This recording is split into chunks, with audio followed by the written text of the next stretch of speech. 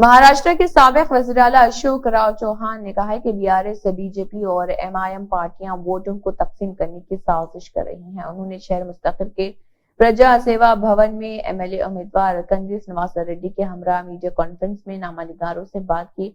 उन्होंने chief minister के चंद्रशेखर राव पर तनकीद करते हुए कहा कि वो अपने वादों को पूरा न करके अवाम को धोखा दे रहे।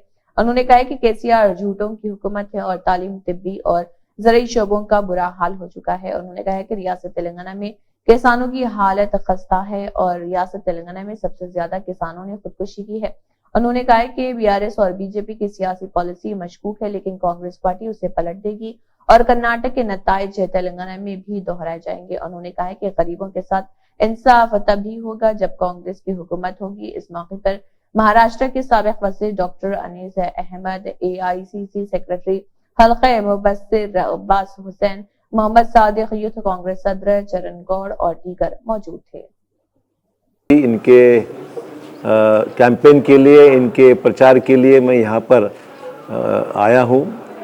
मुझे तेलंगाना का स्पेशल ऑब्जर्वर करके एआईसीसी ने यहाँ पर मुकर्रर किया है और इसीलिए मैं पिछले 8-10 दिनों से हैदराबाद से लेके निज़ामाबाद, खानापुर, आरमूर, तुम्हारा बोथ और सभी कॉन्स्टिट्यूंसीज़ में मेरा जाकर वहाँ के लोगों से मिल रहा हूँ और कैंडिडेट को भी यहाँ पर कैंपेन में ऑर्गेनाइज करने के लिए, जिताने के लिए हम सबका वर्कर्स हमारे, और ख़ास करके मुझे खुशी है कि महाराष्ट्र के अगल बगल, हम तो महाराष्ट्र का बॉर्डर एरिया ही है, तो हमारे बगल के पूरे लोग भी यहाँ पर उनके समर्थन में काम कर रहे हैं।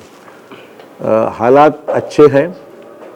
मैं देख रहा हूँ कि पिछले 10 साल की बीआरएस की या उस समय के टीआरएस का जो परफॉर्मेंस है वो बहुत ही ख़राब रहा।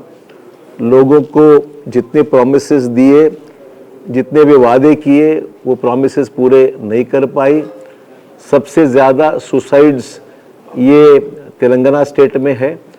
किसानों की हालत खस्ती है। क्रॉप इंश्योरेंस की स्कीम भी यहाँ पर लागू नहीं है और जितनी भी अनाउंसमेंट्स अलग अलग स्कीम्स के बारे में, जैसे एग्जांपल दलित बंधु के लिए जो स्कीम अनाउंसमेंट की 10 लाख रुपए की, वो 1-2 केस को दिया होगा गांव में, पर पूरा गांव छोड़ दिया। ऐसे कई स्कीम्स है उन केसीआर के जो अनाउंसमेंट करके उसका इम्प्लीमेंटेशन पूरे स्टेट में नहीं हुआ है और लोगों का गुस्सा बहुत है। आपने देखा कि कर्नाटक में भी जितनी स्कीम्स गारंटीज अनाउंस की थी उसका अमल हो रहा है। अभी कर्नाटक में सरकार आ गई कांग्रेस पार्टी के, लोगों ने जेडीएस को रिजेक्ट, बीजेपी तो रिजेक्ट कर ही दिया, पर जेडीएस को भी रिजेक्ट करके पूरे वोट्स ये कांग्रेस के पल्ले में वहाँ पर लोगों ने दिए, क्योंकि जेडीएस पे भी लोगों का विश्वास नहीं रहा।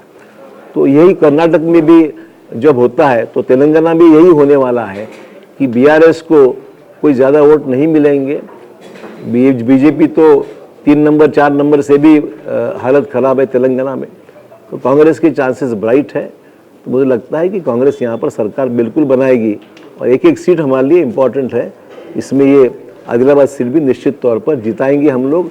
हम सब की कोशिश है, मीडिया का भी सपोर्ट बिल्कुल है और उम्मीद करते हैं कि ये सीट में हम अच्छी तरीके से चुन कर आएंगे। आदिलाबाद की असेंब्ली नियोजकवर्गंలో మా కాంగ్రెస్ పార్టీని గెలిపించడానికి సీనియర్ కాంగ్రెస్ నాయకులు, మహారాష్ట్ర మాజీ ముఖ్యమంత్రి, జనప్రియ నేత, అందరి అభిమాన నాయకుడు అశోక్ రావ్ చౌహాన్ సాబ్ మన ఆదిలాబాద్కి రావడం ఎంతో సంతోషంగా ఉన్నది।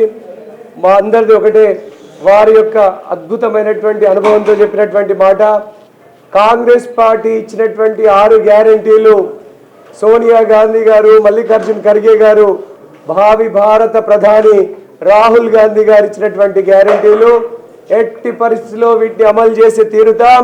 6 గ్యారెంటీలకు అద్భుతమైనటువంటి ప్రతిస్పందన వస్తున్నది। గ్రామాలల్లా, పల్లెలల్లా, వార్డులల్లా, ముఖ్యంగా మహిళలు 25 సంవత్సరాల తర్వాత మహిళలు రాజకీయ ప్రచారానికి వస్తున్నారు। అది కూడా కాంగ్రెస్ పార్టీ కందిసీనన్న ప్రచారానికి వస్తున్నారంటే ఆలోచన చేయొచ్చు। మహిళలందరూ కూడా కాంగ్రెస్ పార్టీకే ఓటేస్తామని చెప్తున్నారు. ముఖ్యంగా అత్యంత ముఖ్యంగా ప్రతి మహిళకు 2500 ఇవ్వడం ప్రతి నెల, ఇదొక విప్లవాత్మకమైనటువంటి మార్పు. తెలంగాణ సమాజాన్ని అనేక తరాలుగా 50 సంవత్సరాల వరకు మార్చేటువంటి ఒక గొప్ప ముందడుగు.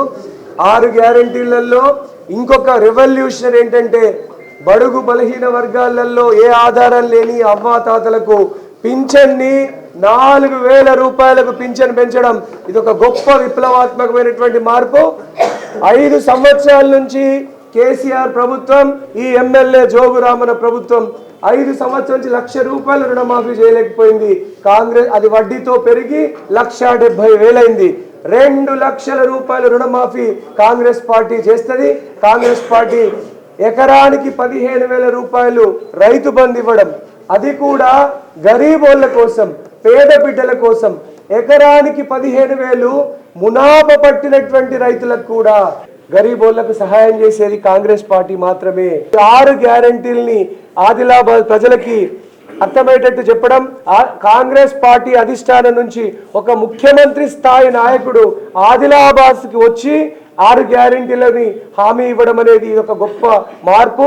ఖచ్చితంగా అశోక్ చౌహాన్ సార్ యొక్క ఆశీర్వాదంతో, వారి సలహాలు సూచనలతో ముందుకెళ్తాం.